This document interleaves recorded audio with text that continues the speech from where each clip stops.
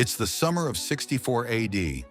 Rome, the beating heart of a vast empire, is lit not by the glow of victory, but by flames consuming its streets, temples, and homes.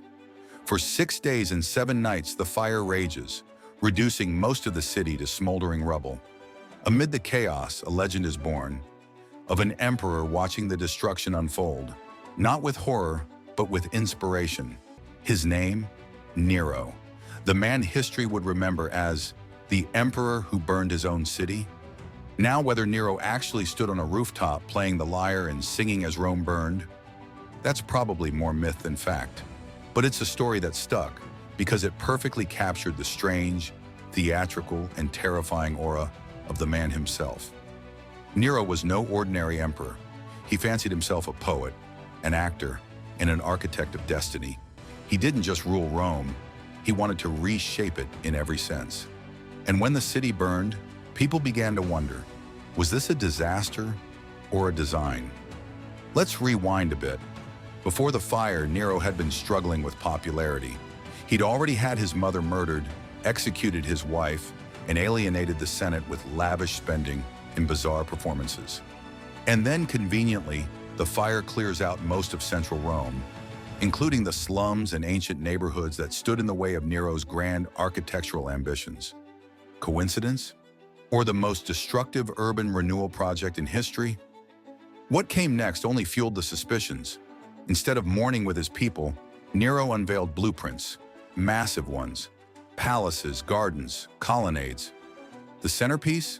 The Domus Aurea, the Golden House. It wasn't just a palace, it was an imperial fantasy land. Gold leaf, marble, revolving dining rooms, even an artificial lake. The kind of thing you'd expect from a mad king in a movie, not the leader of the Roman Empire. Rome, it seemed, had burned, and Nero was already redecorating. But here's where history gets murky. Some ancient sources like Tacitus and Suetonius paint Nero as the villain, the arsonist in the purple robe. But even they admit there's no hard evidence. And Nero did open his own gardens to the homeless and arrange food supplies for survivors. Could it be he was just an opportunist, not the mastermind? Or was he simply the perfect scapegoat for an empire looking to explain away tragedy?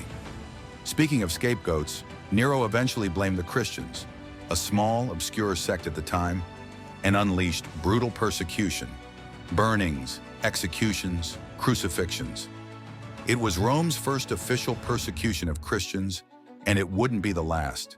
So even if Nero didn't strike the match, he certainly found someone else to take the heat. In the end, Nero's legacy is tangled in fire and fiction. Was he a mad emperor with a god complex, a misunderstood visionary, or just a man who found himself trapped in the blaze of his own ambition? We may never know the full truth, but one thing is certain. When Rome burned, it left behind more than ashes. It left behind a legend, one that still smolders in the pages of history. And that's the story of the emperor who may have burned his own city. History is full of smoke, but sometimes there really is fire.